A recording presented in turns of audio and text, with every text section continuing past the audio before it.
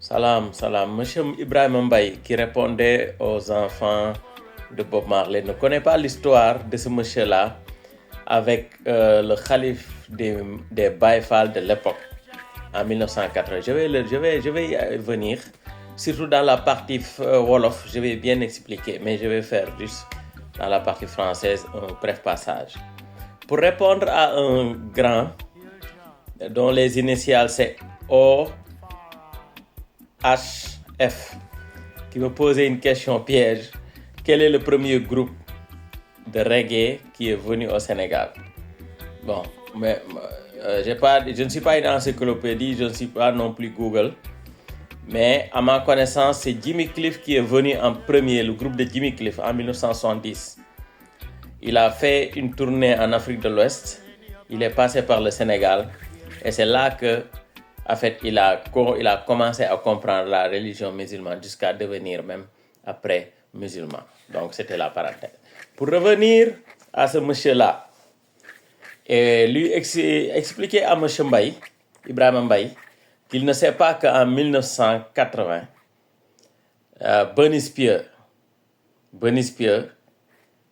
qui est un chanteur reggae jamaïcain, est venu au Sénégal. Il a rendu visite à Ndiarem, le calife général de l'époque, le calife des Baye Fall de l'époque, qui s'appelle Serigne Cheikh Fall Baye Goor. Et quand le cheikh les a reçus, il était en compagnie d'un autre groupe, même anglais, qui faisait du reggae, qui s'appelle The Aswad Band. Et ils étaient reçus par le marabout. Ils ont même, après les Baye Fall ont fait une prestation devant les invités. Et les Jamaïcains aussi ont pris la parole, ont chanté, ont fait des chœurs avec le rythme des khines des Baye Fall.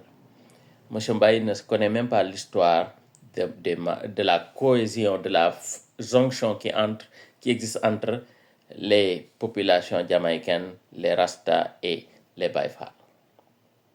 Pour clore ce chapitre, même à la fin de la prestation du mini-live qu'ils ont fait ensemble en featuring avec les Baye Fall et les Bunny Spear et Azwad Band dans la cour du marabout, à la fin, le marabout a fait des prières et il leur a dit que désormais, vous et toutes vos communautés restées en Jamaïque, vous êtes des disciples de Cheikh Ibrahim Fall et des disciples de Cheikh Ahmadou Bamba. Donc je ferme cette parenthèse. Aujourd'hui, mes gars, on va parler de Bunny Spear. Actualité oblige. Bunny Spear, c'est la voix de l'esprit africain. Et c'est la flamme d'un nom. Son nom brûle comme la mémoire d'un peuple. Bunny Spear, c'est la lance en feu tirée du surnom de Jomo Kenyatta, père de l'indépendance kenyane. Derrière ce nom, Winston Rodney, né en 1945 à Saint-Anse Bay, en Jamaïque, comme Bob Marley, Marcus Garvey, le hasard, le destin ne choisit pas ses lieux au hasard. Tout est prémédité. Dieu calcula tout. Rodney découvre Marcus Garvey à l'école, mais surtout dans la rue. En 1969, après avoir rencontré Bob Marley à Saint-Anne, Bob Marley lui conseille d'aller voir Coxsone. Vous vous souvenez de l'histoire que je vous ai racontée avec Coxsone et Bob Marley. Coxsone Dodd, le producteur mythique du Studio One. De là naît Do Peep, un cri d'alerte suivi de morceaux comme Ethiopian Live, It Out et Zion Higher. Le style de Bunny Spear se pose. Le style est profond, roots, spirituel, répétitif. C'est le Naya Bingi dans l'âme. C'est l'africanité dans le cœur chez Peter Tosh, chez Bunny Spear. Il a eu une carrière et une influence. Bunny Spear, c'est une voix, c'est une mémoire. Dans les années 70, avec des albums comme Marcus Garvey, Man in the Hills et Social Living, Bunny Spear devient le griot du reggae. Il ne chante pas l'amour commercial, Il enseigne, il rappelle que l'Afrique n'est pas un concept, c'est une racine.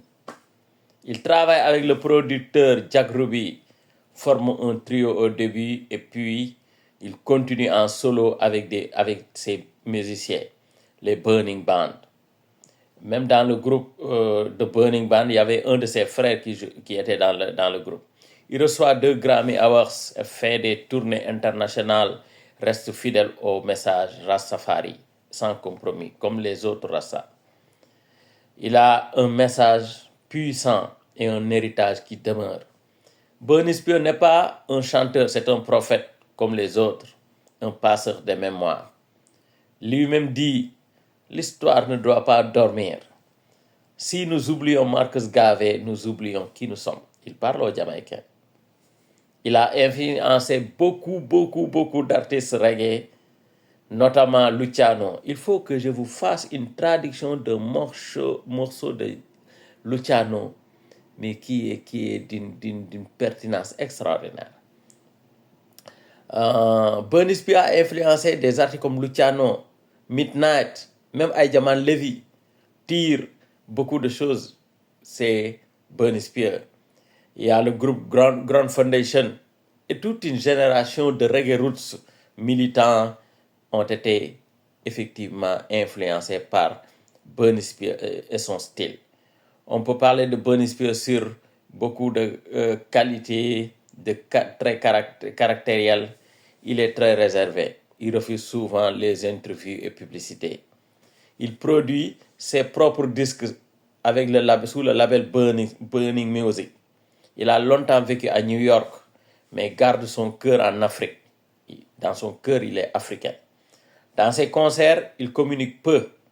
Il médite en musique.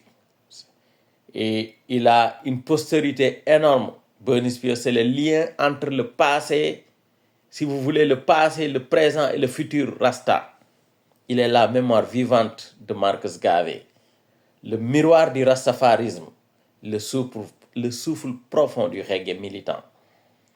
Tant que sa voix résonne, l'Afrique ne meurt pas. Oui, dans toutes les chansons, il chante Haile Selassie, il chante l'Afrique. Tant que ses paroles circulent, le feu ne s'éteindra jamais. Oui.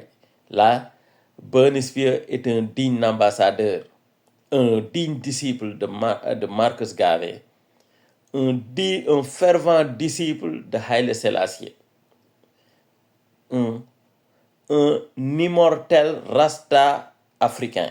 Il a l'Afrique dans le cœur. On peut citer beaucoup de ses chansons et des citations. Dans une des chansons, il dit « No one remembers old Marcus Garvey ». Il y a un morceau que j'aime beaucoup. Personne ne se souvient du vieux Marcus Garvey. C'est un appel à la mémoire historique et au respect des figures panafricaines. Il dit ailleurs « History is our guide, not our shame ». L'histoire est notre guide, pas notre honte. Il demande une réhabilitation de l'héritage africain dans la dignité.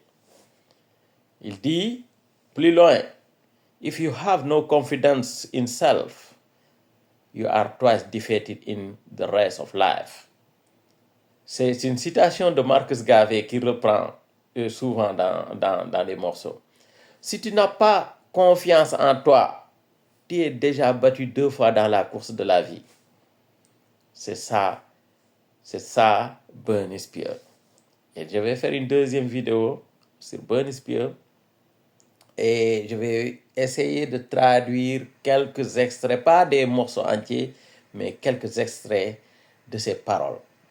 Donc voilà, c'est sur Burna Spear. Je voulais faire cette vidéo aujourd'hui, ce soir, pour toutes les personnes à qui ces chroniques sur le reggae, sur le Rastafari, sur les figures noires inspirent.